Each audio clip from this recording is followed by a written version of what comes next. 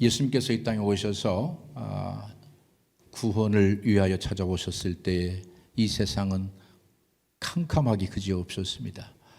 하나님께서 우리 인간을 찾아오셨는데 누구도 관심 갖지 않았고 동방박사 세 사람 몇 명의 목자만이 초라하게 예수님 앞에 나와서 경배했을 뿐입니다. 수많은 선교 사람들이 복음을 가지고 세상을 향해서 어두운 그 땅을 향해서 나가게 되어지면 선교 사람들을 그렇게 영접하지를 않았던 것 같습니다. 전에도 말씀을 드렸지만 1885년에 알렌이라고 하는 선교사님께서 평시도 선교사님이 최초로 한국 땅을 밟게 되어지고 1886년 4월 5일 날 부활주일이었습니다. 언더우드 와펜젤러 선교사님께서 제물포항에 들어오셔서 기록에 하면 함께 하나 둘 셋 해서 조선 땅에 첫 발을 딛게 되었습니다.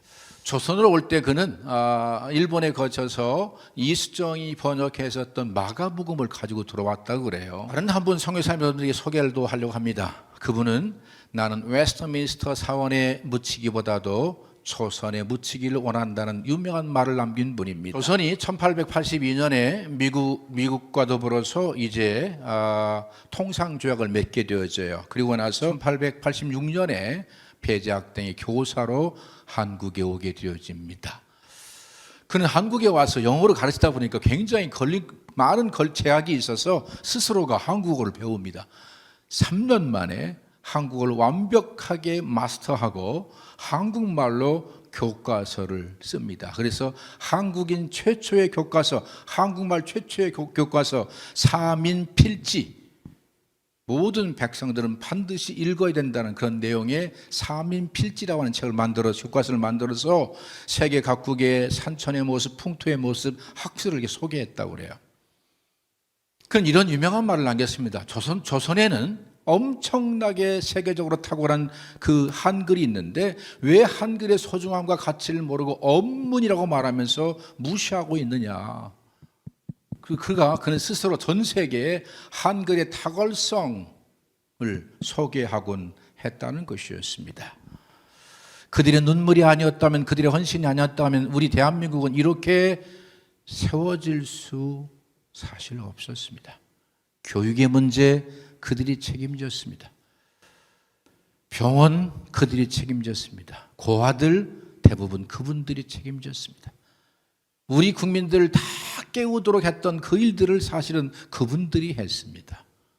오늘 이 시간 여러분들에게 이 설교를 하는 것은 사실은 오늘이 우리 기독에 대한 선교교회 선교주일이기 때문에 또 해외 선교위원장이 설교 안 하면 큰일 납니다. 그래서 어쩔 수 없이 이 말씀을 제가 준비해서 말씀을 드리지만 함께 은혜 받으면서 선교에 대한 중요성을 다시 한번 깊이 있게 깨닫는 시간 되었으면 좋겠어요.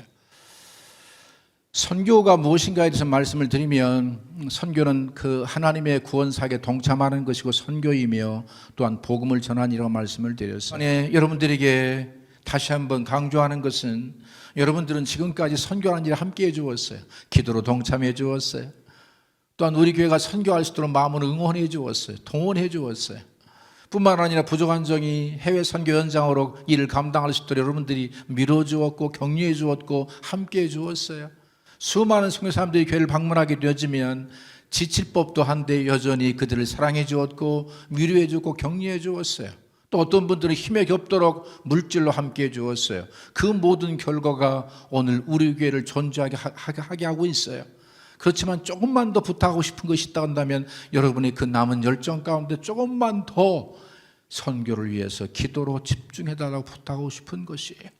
마음으로 조금만 더 응원해달라고 부탁하고 싶은 것이에요. 조금만 더 우리 교회가 선교하는 일에 물질로 동참한다면 더 여러분들이 잘 되는 축복을 받을 수 있을 터인데 하는 제 안에 기대감과 소망이 있기 때문에 그런 말씀을 드리는 것이에요. 조금만 더 내가 살고 가정이 살고 우리 교회 공동체가 사는 모습을 보기를 소원하면서 함께 마음을 집중해 주시면 하는 부탁의 말씀으로 설교를 열고 있는 것입니다. 바울 사도의 삶을 보게 되면 고난의 연속이었습니다. 선교의 삶은 고난의 연속이었어요. 바울 사도는 빌립보 교회 성도들에게 이렇게 말하고 있습니다.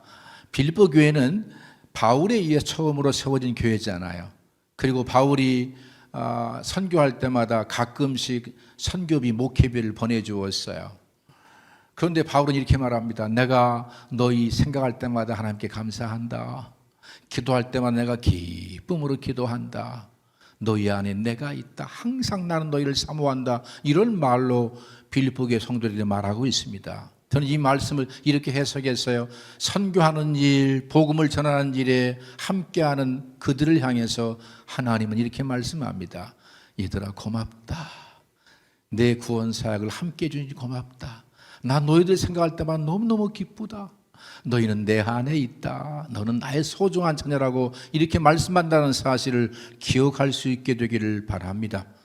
선교하는 일, 복음을 전하는 일은 하나님의 구원 사역에 동참하는 일뿐만 아니라 선교하는 일, 복음을 전하는 일은 우리에게 생명의 복음을 전해준 선교사님들에게 그 빚을 갚는 시간들입니다. 누군지 한 번도 만나본 적이 없지만 그들에 의해서 그리스도가 증거가 되었고 오늘 우리가 이 자리에 와서 하나님께 마음껏 예배할 수 있는 이 특권을 그분들의 헌신 때문에 누리게 되었기 까닭에 나도 그렇게 복음을 전하겠다라고 한번 생각해 봐줬으면 좋겠어요. 선교하며 복음을 증거하는 일은 나를 살리는 일입니다. 가정을 살리는 일이고 교회를 살리는 일입니다. 저는 여러분들에게 말씀드렸지만 처음 목회하면서부터 하나님께서 마음을 감동하셔서 선교할 수 있는 마음을 허락해 주었어요.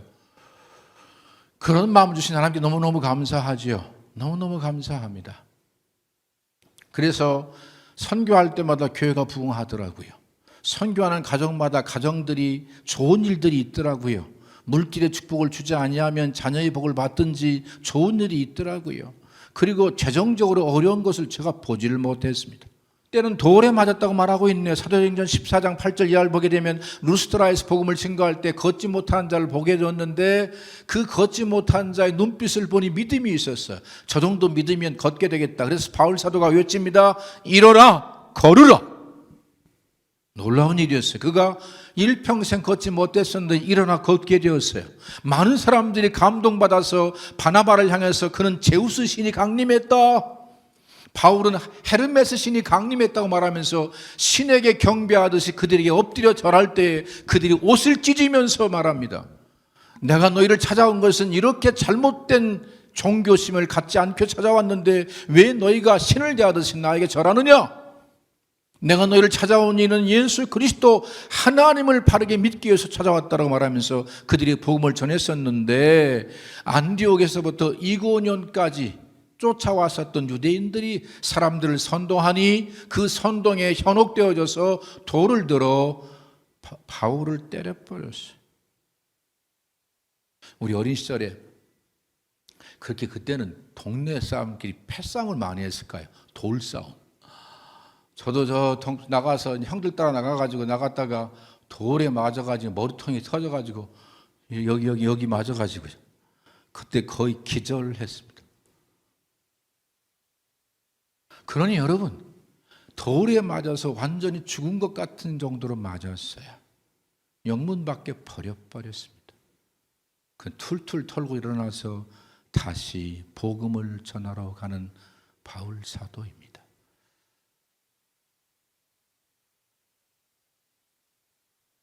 여러분 복음을 전하는 일을 하면 하나님이 좀 도와줘야 되는 거 아닌가요? 그렇게 비참하게 맞아야 되나요?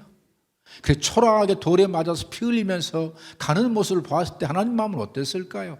그럼에도 불구하고 묵묵히 복음을 전하는 그 사랑하는 성도분 뿐만 아닙니다. 사도행전 23장 12절로 13절을 보게 되면 이제 바울은 성령의 감동하심을 따라서 예루살렘에 올라갑니다. 예루살렘에 올라가면 고난이 있을 것이다. 결박이 있을 것이다. 알고 올라갔습니다. 사도들 만났습니다. 그리고 결례를 행했습니다. 그런데 이 유대인들이 그냥 둘 수가 없어. 쟤를 죽여야 되는 것이었어요. 그 구실을 찾는 것이죠. 그때 에베소에서 온 드로비모와 함께 바울이 있는 모습을 보면서 이방인을 성전에 들여버렸다는 명분과 구실을 만들어서 그를 린치합니다. 수많은 사람들이 둘러쌌습니다. 그리고 말합니다. 내가 그를 죽이지 아니하면 먹지도 마시지 않겠다라고 결단한 사람들이 40명이 넘었습니다. 복음을 전하는데, 선교하는데 만나는 사건마다 고통이요, 눈물이요, 아픔이요, 비참함이요, 치욕의 연속이었습니다. 그런데도 바울은 중단하지 아니하고 복음을 전했습니다. 하나님의 소원은 누군가 구원받는 것입니다. 우리가 구원받는 것입니다. 그리고 하나님의 소원에 순종하는 누군가의 헌신적인 복음 전파로 인하여 우리는 예수님을 그리스도로 믿어 구원받는 백성이 되었습니다. 이제 우리가 그 빚을 갚을 때가 되었습니다. 아니, 이미 그 빚을 갚고 있지만 우리의 모든 열정을 조금 더 그 빚을 갚는 것에 집중할 때입니다. 복음을 전하기 위하여 어려운 일이 있을 것입니다. 선교하기 위하여 힘든 일도 있을 것입니다. 분명히 그렇습니다. 그런데 그 모든 것을 능히 넉넉히 이기게 하시는 그리스도의 능력이 우리에게 머무는 시간입니다. 그 능력을 경험하는 시간입니다. 그러하게 사랑하는 성도 여러분, 어려운 문제 앞에 절망하지 마십시오. 여러분 안에서 능력으로 임재하시고 역사하시는 그리스도를 인정하며 살아가십시오. 그분이 이기게 하실 것입니다. 그리고 우리는 끊임없이 그 복음을 전하기 위하여 우리의 삶 속에서 복음을 경험하셔야 합니다. 나를 죄와 사망에서 일으켜 세우시는 예수 그리스도.